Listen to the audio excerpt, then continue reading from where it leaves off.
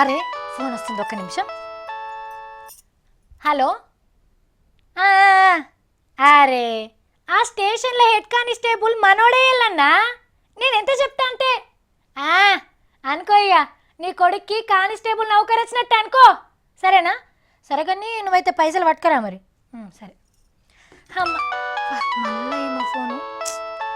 Hello ఎవరు? నేనే చెప్పండి. ఏం చదివిండి మీ ఓడు?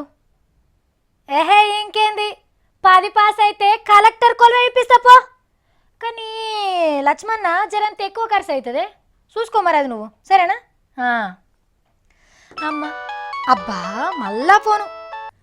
హలో నేనే చెప్పుండ్రి. ఏంది మీ బామ్మర్ది కొడుకుకి ఏం కావాలి చెప్పుర్రి. ఏంది సింగరేణి కొలువులో పెట్టియాలనా? ఏహే జిఎంకి నేను ఎంత చెప్తా అంత. మరి 4 లక్షలు అవుతాయి. పైసల విషయంలో మాత్రం కాంప్రమైజ్ కాడు సారు. సరేనా? సరే. మళ్ళీ ఒకటి అమ్మో ఈ ఫోన్లో ఏంది గ్రూప్ కోల్వా? గ్రూప్ కోల్వా అంటే ఆ సారు కొంచెం అంత మన మాట వినడే. సరే తీసి నేను ఎట్లన్నా మేనేజ్ చేస్తా, కానీ నువ్వైతే పైసలు రెడీ పెట్టుకో మరి. సరేనా? సరే. అబ్బబ్బబ్బబ్బా ఏంది గట్లా చూస్తుండ్రు? ఇగో గీ దందలల్లా మనమే రికార్డు కొట్టినమాట. అరుచుకోండి మరి.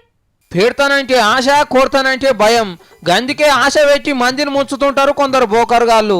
గీసంటి మోసగాళ్ళు రాజస్థాన్ తర్వాత ఆంధ్రప్రదేశ్, తెలంగాణలోనే ఎక్కువ మంది ఉన్నారట.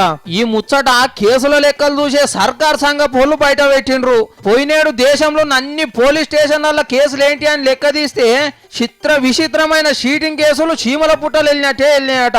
ఇంకా ఈఐటీ కూడా కదేసి లెక్క పెడితే ఇంకెట్లుండునో గాని మరి మన కాడ సాలిసాలని సంసారాలు సచ్చేదాకా దుఃఖం అన్నట్టే ఉంటాయా అందరు బతుకులు.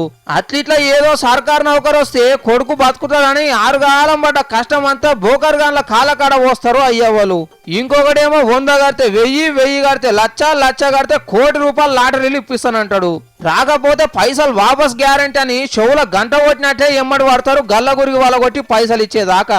గిట్లా కూలి వేసేటోళ్ళ కాడ నుంచి చదువుకున్న వాళ్ళ దాకా అందరిని ఏ తీరు వీలైతే ఆ తీరుగా తడిగుడ్డతో మెడ పోస్తుంటారు మోసగాళ్ళు. చెరువు దిగి చెరువు వెనక పడ్డాక చేతులతో ఆగబట్ట పోయినట్టు చేతుల పైసలు చేయి దాటిపోయినాక ఎంత మొత్తుకున్నా వెనక గ్రామంటే వస్తాయా? మరి మనకు గింత పెద్ద అవార్డు ఇచ్చింది కాబట్టి ఈడికైనా సోయికి రావాలి మనం. ఏ పుట్టలో ఏ పాము ఉంటుందో తెలియనట్టు తీయగా మాట్లాడే మాటల వెనక ఏ మోసం ఉన్నదో జరంత పైలంగుండకపోతే మనది కూడా తప్పే అని అంటున్నారు. ఇచ్చేటోడు ఉంటే సచ్చేదాకా తినమరిగినోళ్ళు.